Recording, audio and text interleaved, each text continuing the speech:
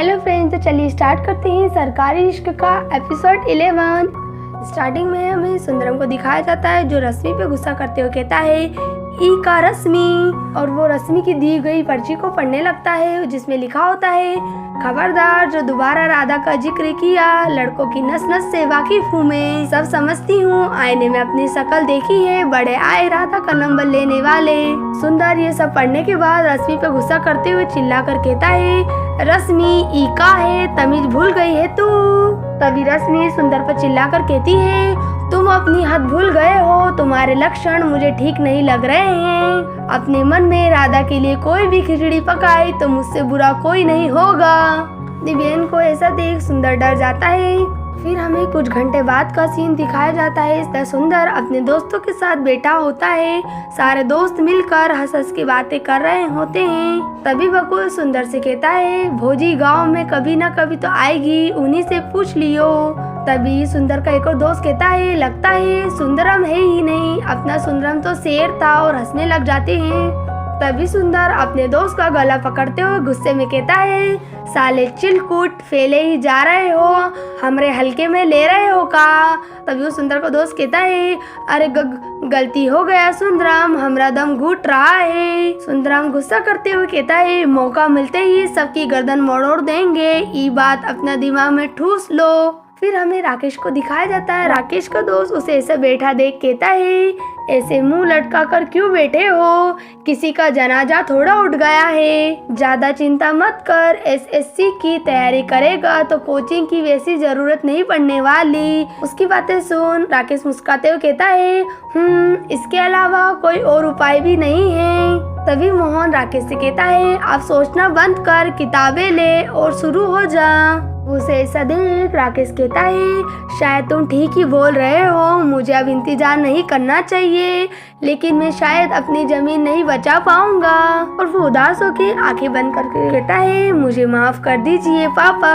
फिर हमें Shivani coaching centre को दिखाया जाता है जो सभी स्टूडेंट पढ़ने जा रहे होते हैं। तभी राकेश बोर्ड लगा देख उसे पढ़ने लगता है जिस पर लिखा होता है शिवानी कोचिंग सेंटर, हमारे यहाँ मुफ्त डेमो क्लासेस दी जाती है। उसे पर राकेश कहता है इसे कहते हैं अच्छा ऑफर। फिर राकेश उस कोचिंग सेंटर के अंदर चले जाता है और उनसे कहता है ये बहुत ही अच्छी बात है कि आप मुफ्त डेमो क्लास दे रहे हैं। तभी कोचिंग सेंटर की मेंबर राकेश से कहती है हाँ, इसके बाद आप एडमिशन भी ले सकते हैं और हमारी फीस भी सिर्फ 10,000 है। और राकेश भी उस कोचिंग का डेमो ले लेता है और उसके बाद कहता है ये वैसे बुरा तो नहीं है, बस अब मुझे अपनी तरफ से मेहनत करना पड़ेगी और मुझे 10,000 का इंतजाम भी करना पड़ेगा।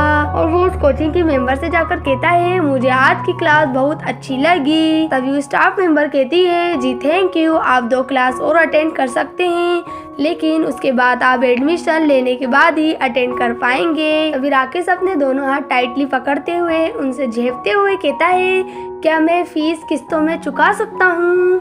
तभी वो स्टाफ मेंबर कहती है जी नहीं, माफ कीजिएगा, लेकिन फीस तो आपको एक ही बार देनी पड़ेगी। तभी राकेश उनसे कहता है ठीक है कोई बात नहीं, थैंक यू मैम। फिर राकेश अपने मन में सोचता है मेरे पास तो बचे हुए पैसे भी खत्म होने वाले हैं, मुझे नौकरी जल्द से जल्द ढूंढनी पड़ेगी। फिर राकेश अपने रिज्यूम को देखते हुए कहता है मैंने इतनी जगह इंटरव्यू दिए हैं पर बात नहीं बनी, कहीं मुझे रिजेक्ट कर दिया गया और कहीं वेतन ही बहुत कम है। और राकेश कहता है पैसे भी खत्म हो गए हैं, अब क्या करूं, मेरी समझ में नहीं आ रहा है। और राकेश सोचता है मोहन के घर में रहकर उससे भी कैसे पैसे मांगू। फिर हमें ऑफिस कैंटीन दिखाया जाता है जहाँ राधा अपनी स्टाफ मेंबर के साथ लंच कर रही होती है। तभी एक स्टाफ मेंबर उससे कहती है एक बात बोलू, अनु सर कितने हॉट है ना, तू क्या कहती है। तभी राधा उससे कहती है ये क्या अंट शंट बक रही है, ऐसी बात मुझसे मत किया कर। तभी वो स्टाफ मेंबर हंसते हुए कहती है लेकिन वो तो हैंडसम है, इससे तो इनकार नहीं कर सकती, और जोरों से हंसती है। तभी राधा मन में सोचती है हैंडसम किसे कहते हैं शायद तुझे पता ही नहीं है। और राधा मन में सोचती है ऐसा जिसे देख कर सांसें थम जाए, ऐसे जिसे देख कर धड़कनें रुक जाए।